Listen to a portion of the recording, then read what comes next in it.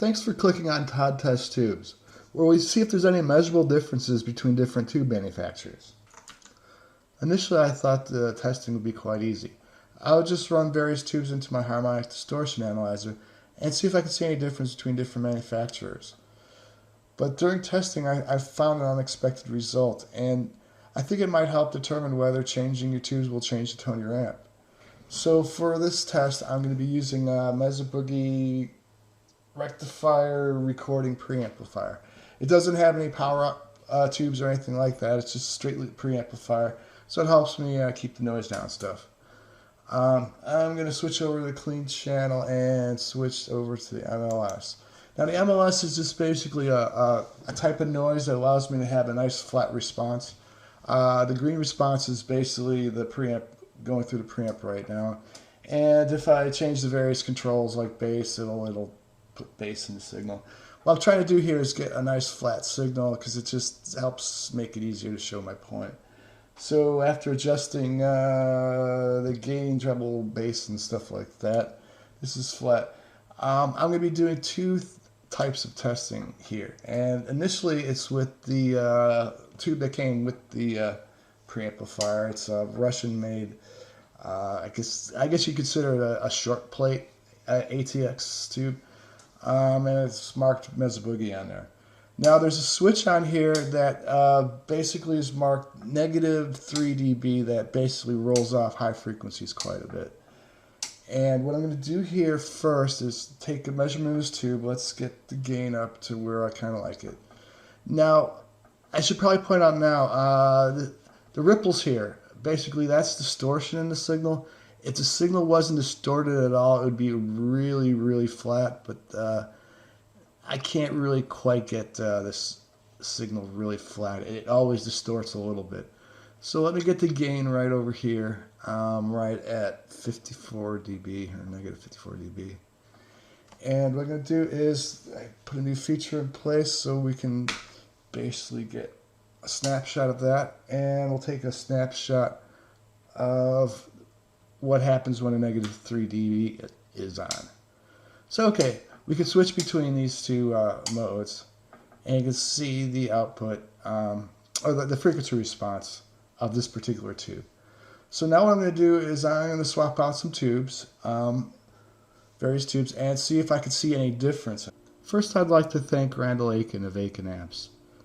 He answered a couple questions regarding tube tolerances and how they might affect an amp circuit.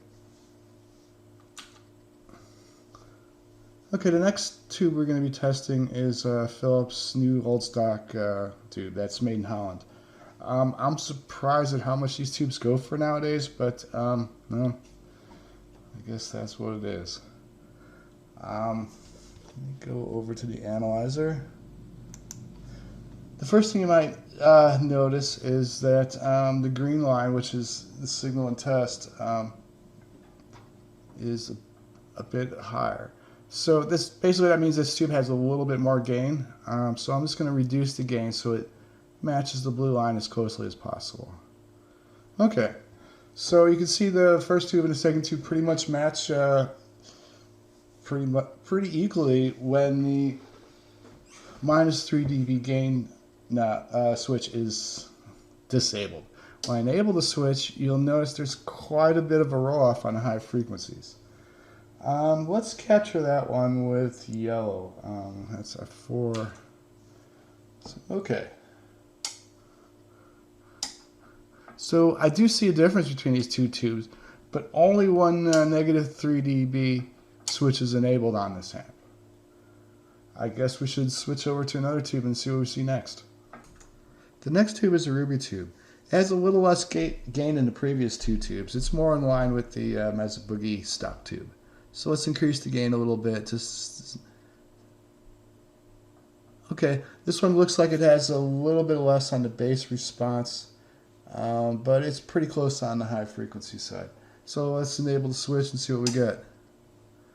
Okay, this one's quite a bit higher than the purple line, which is the original Mesa Boogie tube when the 3 dB switch is enabled. So let's take a measurement of that one. F8, I believe. And switch it back. Okay. It's getting quite a big difference now. We're up to 4 dB difference at 10 kilohertz, which honestly is a bit high for a guitar. But still, over here, I can see maybe 2-3 dB. Let's check another tube. Next up is a Vox tube I pulled out of a 1966 Cambridge reverb amp. It appears to be the original tube, and it appears that looks like the gain is really close. Tube's doing very well considering it's 50 years old. So let's balance everything out about there and drop to -3 dB. And this one, if you look on high frequencies, it's closely resembling the Philips tube on the high frequencies. It's a little bit above. But on the bass side, it's quite a bit bassier, maybe by a couple dB. Okay, let me just goof around with that just to see what it looks like. Match any of the curves a little better. Nope. Lastly, I have this Magnovox tube that came from somewhere. I'm not really sure where.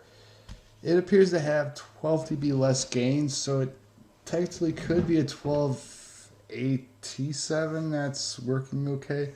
We'll just assume it's an AX7 that's really old. I don't know the origin of this tube, so let's pull up the gain and see what we get. After adjusting for the gain, which is all the way up now, quite a bit less bass response on this one.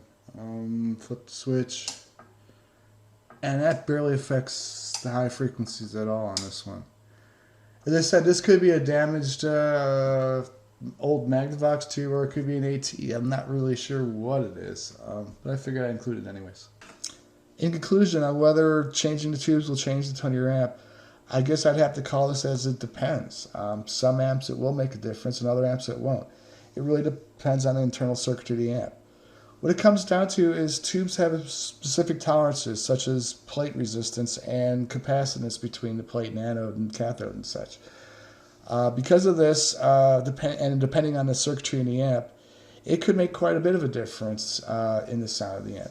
On other amps, it won't make any difference at all because those tolerances have been taken into account. Whether one type of amp sounds better than another, I'm not really sure. I'll have to leave that up to the listener to decide. But this is what I've been measuring.